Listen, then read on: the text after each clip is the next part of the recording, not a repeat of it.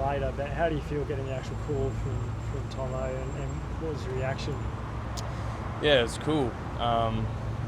It's actually funny. Like last year as well, I was like, oh, I'm going to get rid of a bit of head noise and go play some golf, and got called for the Wallabies squad as well. And then this year did the exact same thing. So I know there's a correlation between me playing golf and being the Wallabies or not. But yeah, I was obviously really excited. Was so nervous yesterday going into this morning as well. That's probably why I went out of the house. But yeah, super stoked that they've trusted me, and hopefully can get that cap. Who have you been able to share that news with? The phone's been pretty hectic, but obviously first of all called my partner, called my dad, called my mum. She's overseas at the moment, so she didn't pick up. But then my sister, my brother, all the immediate family, and yeah, it's really nice to have that moment. And yeah, they're just super proud, which is all you can ask for. There's not very many Indigenous Wallabies. You might perhaps be the next one. What would that mean to you? Yeah, it's being the 15th. There's only been 14. Being the 15th would be really cool, and hopefully I can get that, not only just for me, but hopefully what it can create for other people and other Indigenous players within rugby. I think that's my goal with that, and hopefully do a good job in that, so we can create genuine, really good pathways for Aboriginal people coming through rugby union. When you have a year when the results don't go your way, do you start thinking that all of a sudden, that dream of becoming a Wallaby might be slipping away for this year? Yeah, it's a bit of a weird one. I suppose this year I tried to really focus on just playing well for the Waratahs. That stuff didn't really slip into my mind at all. But obviously not as many as last year in our team, and I think that reflects our season a fair bit. But yeah, it didn't really creep in my mind much. But you can understand why there's probably less Tahs boys in there this year. Please correct me if I'm wrong, but are they tributes to your heritage on your arm there? Yeah, I've got an art business I've been doing for 3 years now, worldwide, so I design my own tattoos and stuff. It's my totem, the goanna, so hopefully get a fair few more tattoos as it goes on. But yeah, I love to design my own tattoos and do a lot of paintings and stuff in my spare time, which is good to get outside of rugby, also connect to culture when I can't really do that going out bush because our schedule is so hectic. So it's good to sit at home, put on a bit of country music and paint around.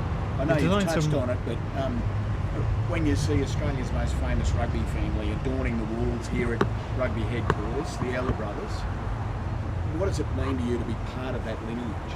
It's really cool, especially I know them really well, so it's cool to talk through their stories and their struggles that they went through, and get a lot of perspective on that. Because when I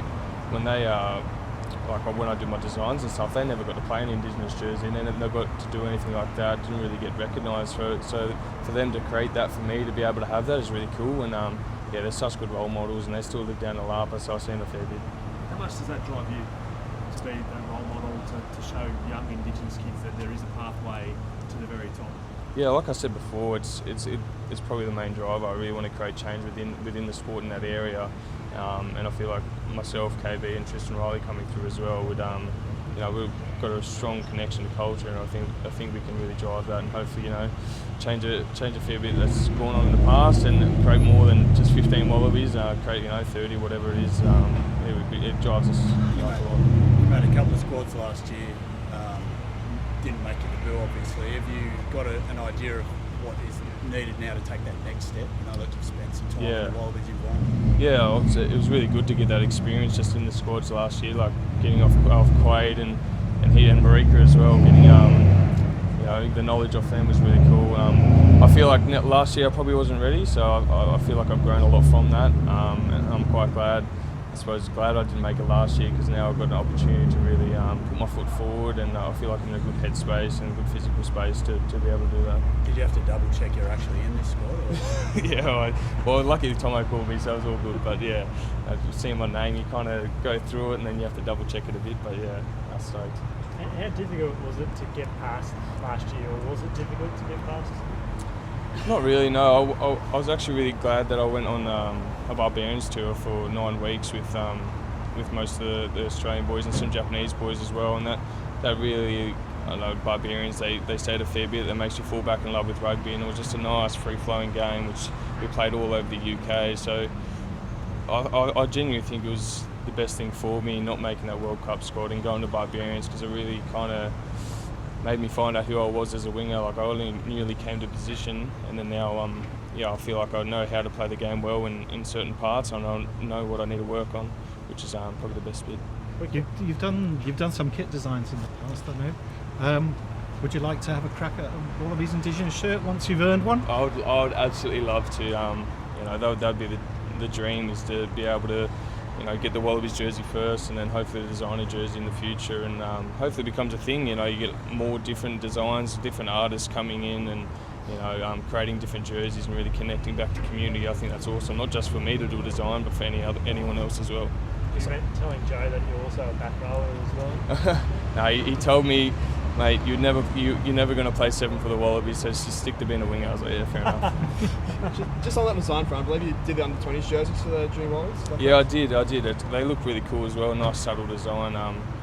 Nathan Gray was the forefront in that. He really wanted to get a design in a jersey and make it permanent, which I think is cool. I think it's better than just having a one-off design once every year, so to have that in the jersey embedded was a really cool thing for me.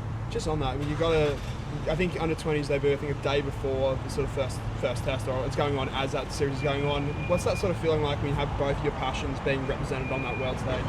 Yeah, it's really cool. I hadn't really thought about that. Even just for playing in my jersey for the Tars is one of the best things I've done in my career. It just creates a different dynamic when you know the whole story behind and how much time you put into the design and what it actually means. So to see them run out in that, and they know the story as well. I've told them the story and they really love it, and they have like Jara in there as well, Don in that jersey would be pretty cool, and it is special. KB's in the squad as well. How close are you guys? Is it extra special having him in there? Yeah, the old bull. It's really cool to see him come back and do as well as he has, and even just seeing him. He played Randwick last week, and as soon as he gets on the field, his instinct is just crazy. He gets I think it was pouring down rain. He sings the ball out wide, goes to halfback for some reason, and then ends up second receiver, and it's a try straight away within a minute of being on the field. Like, his instincts and just how to control the game and how he sees the game is really cool. So hopefully he gets another crack and gets the 100. I think he's at 95 tests now, but it'd be really special for him to see that.